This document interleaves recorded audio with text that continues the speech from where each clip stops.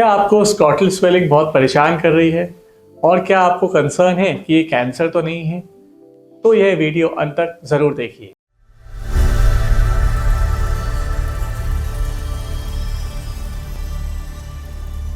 मेरा नाम डॉक्टर सनी गोयल है। मैं senior consultant urologist, euro onco surgeon और किडनी ट्रांसप्लांट सर्जन हूँ। हमें ऐसे बहुत सारे डीएम आते हैं जिसमें हाइड्रोसील का कारण पूछा जाता है, हाइड्रोसील का ट्रीटमेंट पूछा जाता है और सबसे इम्पॉर्टेंट क्वेश्चन ये पूछा जाता है कि भाई हाइड्रोसील कैंसर तो नहीं बन जाएगा। तो सबसे पहले हमें जानना है कि हाइड्रोसील होता क्या है।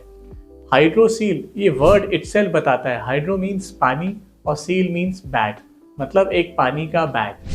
हाइड्रोसील जो पानी का बैग है ये टेस्टिस के आसपास बन जाता है आदमियों में। अभी रिसेंटली मेरे पास एक 40 साल की उम्र का पेशेंट आया था। उसका मेन कंसर्न था कि सर मुझे टेस्टिकुलर में स्वेलिंग हो गई है जो कि धीरे धीरे बढ़ती जा रही है और वो पेनलेस है। अब पेनलेस स्वेलिंग है तो मुझे कैंसर तो नहीं हो गया है, क्योंकि एक बेसिक नॉलेज है कि कोई पेनलेस लंप हो तो कैंसर हो सकता है। जब मैंने उसे एग्जामिन किया और फिजिकल एग्जामिनेशन किया तो बहुत ईजिली पता चल गया कि ये तो हाइड्रोसील है और कैंसर नहीं है। हाइड्रोसील के क्या क्या कारण होते हैं, क्यों बन सकता है? पहली बात, ये दो तरह का होता है, कंजेनाइटल और एक्वायर्ड। अगर कंजेनाइटल है तो पैदाइशी हाइड्रोसील होता है।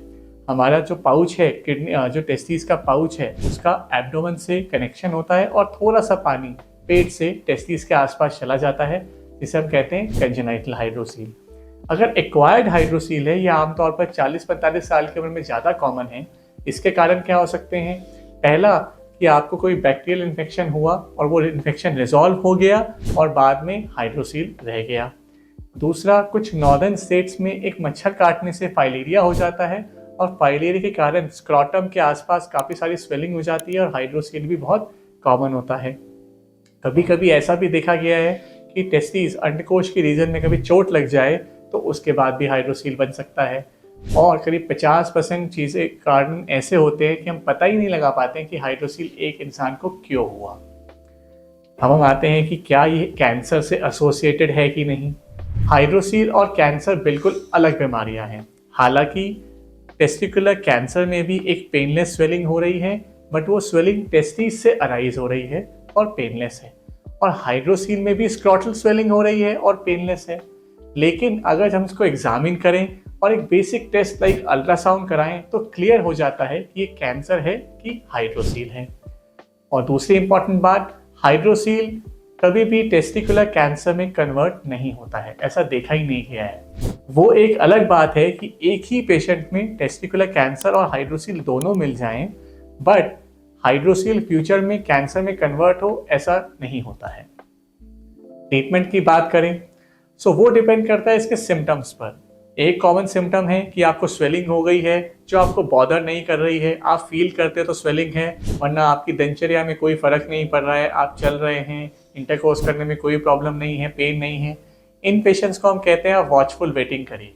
हाइड्रोसील है बट इसका कोई खतरा नहीं है, अगर फ्यूचर में साइज में बढ़ेगा तो हम ट्रीटमेंट करेंगे। दूसरा एक ग्रुप होता है जहाँ पे पेशेंट्स को डल एक रहने लगता है, भारीपन रहने लगता है, चलने में प्रॉब्लम। जब वो चल रहे हैं तो उनके कलीग्स मेकआउट कर सकते हैं कि ट्राउजर्स के अंदर स्वेलिंग है या फिर उनको इंटरकोर्स में प्रॉब्लम आ रही है, इसका मतलब उनका हाइड्रोसील ठीक ठाक बड़ा हो गया है। इन पेशेंट्स को ट्रीटमेंट चाहिए। ट्रीटमेंट सिर्फ और सिर्फ सर्जिकल हो सकता है, इसका कोई भी मेडिकल ट्रीटमेंट अवेलेबल नहीं है। ये एक बहुत छोटी सी सर्जरी है, डे केयर सर्जरी है। पेशेंट के बेनिफिट और पेन ना हो उसके लिए एनेस्थीसिया में की जाती है और इसमें हम एक निक मारकर सारा पानी निकाल देते हैं और जो टेस्टिस की सेफ्टी कवरिंग होती है उसे उल्टा करके बंद कर देते हैं, ताकि जो फ्यूचर में पानी बनेगा वो ईजिली एब्सॉर्ब हो पाए।